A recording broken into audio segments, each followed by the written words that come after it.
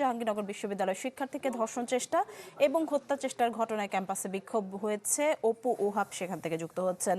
অপু, জানাবেন ক্যাম্পাসের সবশেষ খবর কি আছে?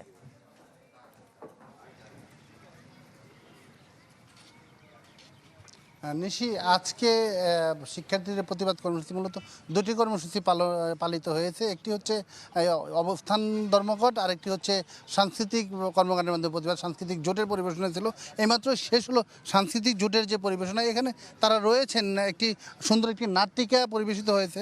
আমরা একটু কথা বলতে চাই। আপনারা তো আজকেই আপনারা আন্দোলনের সাথে যুক্ত হলেন একটি নাটক এবং আপনাদের সাংস্কৃতিক কর্মকাণ্ডে, আপনারা কি বার্তা দিতে চাচ্ছেন? আমাদের বার্তা খুবই স্পষ্ট যে নিপীড়িত যার সাথে এই ধরনের কাজ হয়েছে, মানে এরকম একটা পরিবেশে যে এই ধরনের নোংরা কাজ হইতে পারে, আমরা সেটার বিচার চাই এবং ভবিষ্যতে এই ধরনের কোনো কাজ হবে না সেটার জন্য আমরা যারা আসি সাধারণ শিক্ষার্থী, মানুষজন, সাংস্কৃতিক কর্মী যারা আসি, তারা চাই যে সেই ধরনের ভুল যেন আর না হয়। এবং বিষয়টা হচ্ছে যে এই ধরনের ঘটনা বহুদিন ধরে ঘটতেছে আমাদের ক্যাম্পাসে, এবং এই বিষয়টা হওয়ার পরে, মানে এই নোংরা একটা ঘটনা ঘটার পরেও আমাদের সাথে, আমাদের বান্ধবীদের সাথে, আমাদের সিনিয়রদের সাথেও খারাপ ঘটনা ঘটছে। তো সেই জায়গা থেকে আমাদের যে প্রশ্ন সেটা হলো যে আসলে আমরা এই জিনিসটা তখনই রিয়েলাইজ করতে পারবো যখন আমরা একত্রিত হব। সো আমাদেরকে একত্রিত হওয়াটা খুব গুরুত্বপূর্ণ এই মুহূর্তে। সবাই সব কিছু ভুলে গিয়ে একত্রিত হওয়া এবং নিজের স্বাধীনতার জন্য নিজে লড়াই করা, এটার জন্য আমরা সমবেত হয়েছি। আর আমরা এই যে নিপীড়িতার পক্ষে, সেটা আমরা শুরুর দিন থেকে ছিলাম, শুধু আজকে না।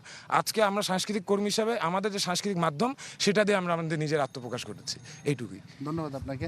নিশ্চয়ই শুনছিলেন, আসলে সাংস্কৃতিক জোট জাহাঙ্গীরনগর বিশ্ববিদ্যালয়ের একটি বৃহত্তর সংগঠন। তারা কিন্তু প্রথম থেকে এই প্রতিবাদ কর্মসূচি রয়েছে। এর বাইরে তদন্ত কমিটি কিন্তু কাজ শুরু করেছে। তারা আজকে সাক্ষ্য গ্রহণ করেছে শিক্ষার্থীদের সাথে। বেশ কয়েকজন শিক্ষার্থী তাদের যে মতামত সাক্ষ্য প্রদান করেছে। এছাড়াও দুটি ইমেল খোলা হয়েছে, সেখানেও তারা স্বাক্ষর দিতে পারছে।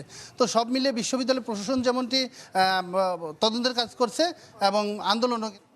ধন্যবাদ অপু ওহাব আপনাকে। দর্শক, জাহাঙ্গীরনগর বিশ্ববিদ্যালয় থেকে সেখানকার সবশেষ পরিস্থিতি জানাচ্ছিলেন অপু ওহাব।